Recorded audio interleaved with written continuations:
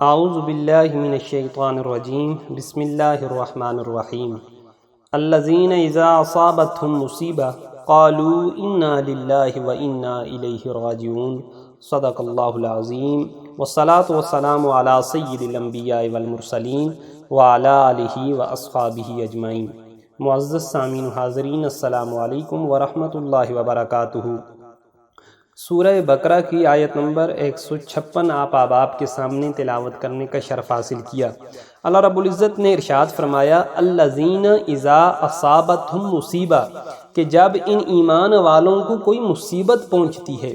قالو تو یہ کیا کہتے ہیں، انا للہ ہم اللہ ہی کے لیے ہیں، و انا الیہ راجعون اور یقیناً اسی کی طرف لوٹنے والے ہیں۔ آگے فرمایا اولئک علیہم صلوات من ربہم ورحمہ، یہی وہ خوش نصیب ہیں جن پر ان کے رب کی طرف سے طرح طرح کی نوازشیں ہیں، واولئک ھم المہتدون اور یہی لوگ سیدھی راہ پہ ثابت قدم ہیں۔ سبحان اللہ۔ اب انسان کی زندگی یہ دو چیزوں کا مجموعہ ہے، کبھی اس کی زندگی میں خوشی آتی ہے اور کبھی اس کی زندگی میں غم آتا ہے، مصیبتیں آتی ہیں، پریشانیاں آتی ہیں، مصائب پہاڑوں کی طرح اس کو گھیر لیتے ہیں۔ اب یہاں پہ یہ بتایا جا رہا ہے کہ مصیبت کے وقت میں ایک بندہ مومن کے اعمال کس طرح کے ہونے چاہیے۔ اگر اس کے کھیت کھلیان برباد ہو چکے، اگر اس کے باغات تباہ و برباد ہو چکے، اگر اس کی نوکری چھوٹ گئی، اگر اس کا کاروبار، اس کا بزنس فلاپ ہو گیا،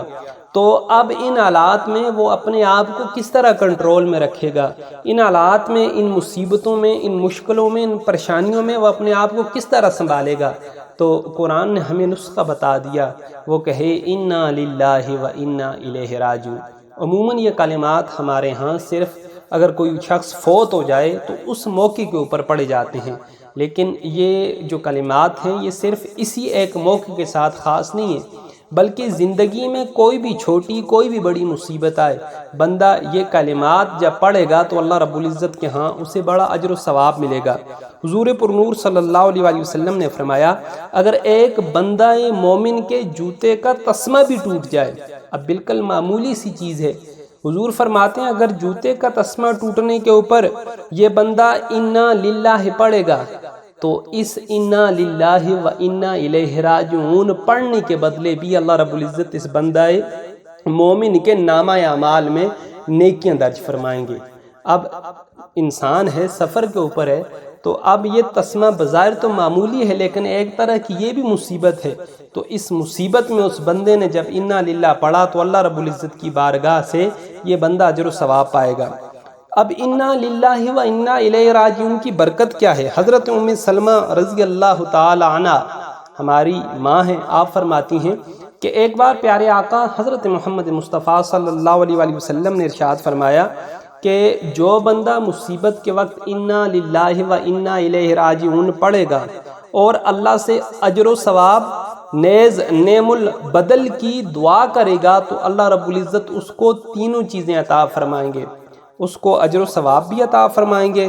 اس بندے کو نعم البدل بھی عطا فرمائیں گے، اور اس بندے کے نامہ اعمال میں نیکیاں بھی درج کریں گے۔ آپ فرماتی ہیں میرے شور ابو سلمہ رضی اللہ تعالی عنہ ان کا انتقال ہو گیا، تو ان کے انتقال کے اوپر میں نے رسول اللہ سے یہ جو حدیث سنی تھی، اس کے مطابق میں نے انا للہ و انا الیہ راجعون پڑھا، اللہ سے اجر و ثواب کی دعا فرمائی اور ساتھ ساتھ اللہ سے اچھا نعم البدل ملنے کی بھی دعا فرمائی۔ لیکن بسا اوقات دل میں خیال آتا کہ ابو سلمہ سے بہتر شخص مجھے کہاں ملے گا، کون اس سے بہتر شخص جو ہے وہ مجھ سے نکاح کرے گا؟ لیکن آپ دیکھیں ایک صحابیہ کا ایمان دیکھیں،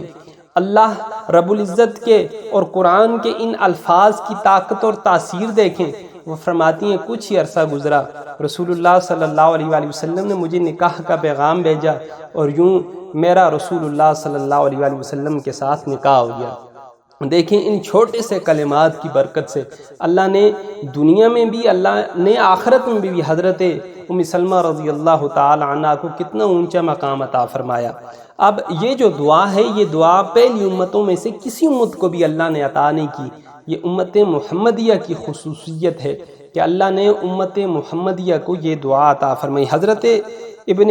جبیر رضی اللہ تعالیٰ عنہ فرماتے ہیں کہ انا للہ و انا الیہ راجعون، یہ دعا صرف امت محمدیہ کو اللہ رب العزت نے عطا فرمائی ہے۔ اگر دوسری امتوں کو ملتی تو ضرور حضرت یعقوب علیہ السلام آپ اپنے بیٹے حضرت یوسف علیہ السلام کے غم میں ان الفاظ کے بجائے یا اسفا علی یوسف، ہائے افسوس یوسف پر نہ کہتے، بلکہ اس مصیبت کے اوپر آپ انا للہ و انا الیہ راجعون پڑھتے۔ اب اگر ایک بندہ ہے، اب مصیبت آئی، اس کا کھیت کھلیان تباہ ہو گیا، اس کا بیٹا رشتہ دار فوت ہو گیا، حتیٰ کہ اس کے جوتے کا تسمہ ٹوٹ گیا،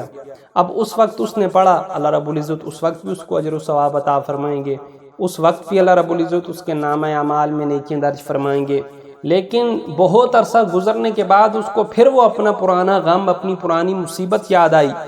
اور اس کو یاد کرنے کے بعد اس نے پھر پڑھ لیا انا للہ و انا الیہ راجعون، تو پیارے آقا صلی اللہ علیہ وآلہ وسلم ارشاد فرماتے ہیں کہ اس شخص کو اتنا ہی ثواب عطا کیا جائے گا جتنا ثواب پہلی مرتبہ انا للہ و انا الیہ راجعون جب اس کو مصیبت پہنچی تھی پڑھنے کے اوپر اس کو ملا تھا، دوسری مرتبہ بھی، تیسری مرتبہ، چوتھی، پانچویں، 10ویں، جتنی مرتبہ یاد کر کے یہ پڑھے گا، اللہ رب العزت ہر دفعہ اس کے نامہ اعمال میں نیکیوں کا اندراج فرمائیں گے۔ تو اللہ رب العزت کی بارگاہ میں دعا ہے اللہ تمام مسلمانوں کو